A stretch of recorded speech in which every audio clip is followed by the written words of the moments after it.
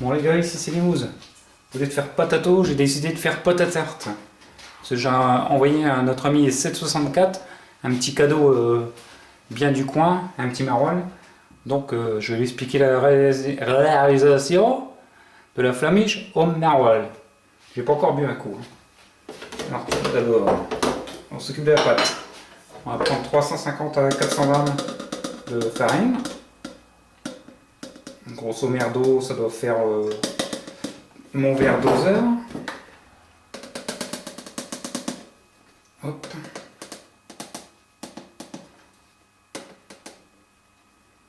Voilà.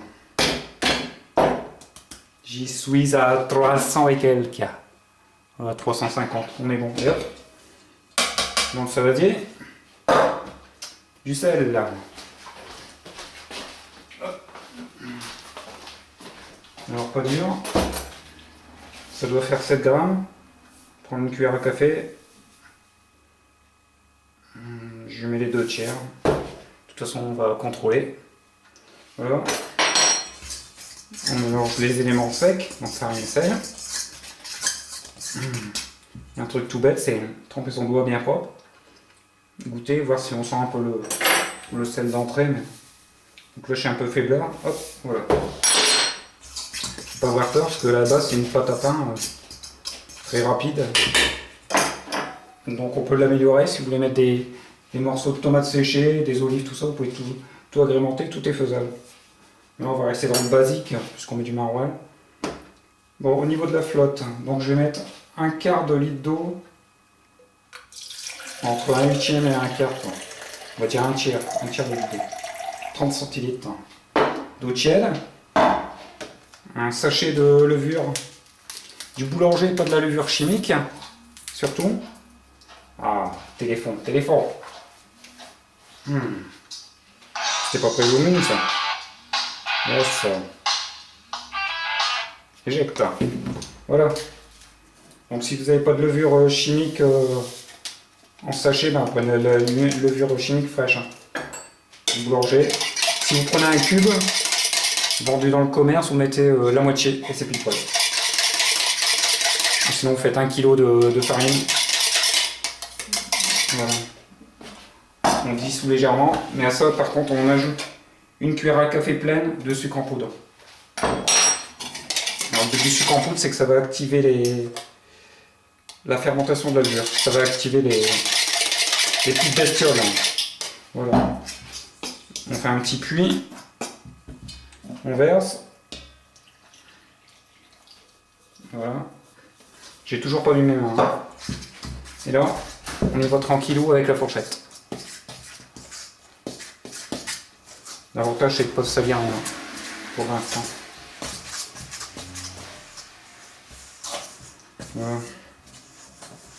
À partir du moment où vous voyez que ça commence à prendre cette texture bizarroïde, là on commence à mettre les mains. Donc dans le principe, on va essayer de mettre une main sale et une main propre qui tient le saladier. On va commencer à écraser un peu la pâte pour ramasser le restant de matière sèche.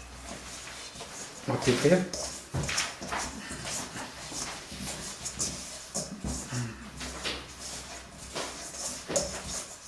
En fait, au niveau de l'eau, j'ai dit des conneries, je suis entre un huitième et un quart, ça me fait 20 centilitres d'eau en fait. On pétrit et on ramasse les matières sèches. On doit avoir un saladier nickel au final.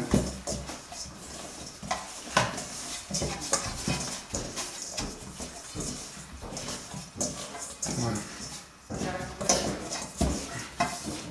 Voilà, belle bouboule. On va continuer à la pétrir pendant un petit moment. Trop, ça sert à rien.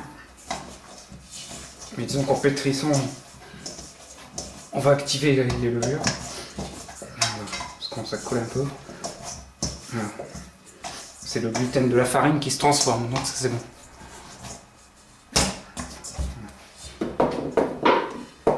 Là, je vais travailler un petit peu le pétrissage sur le plan de travail.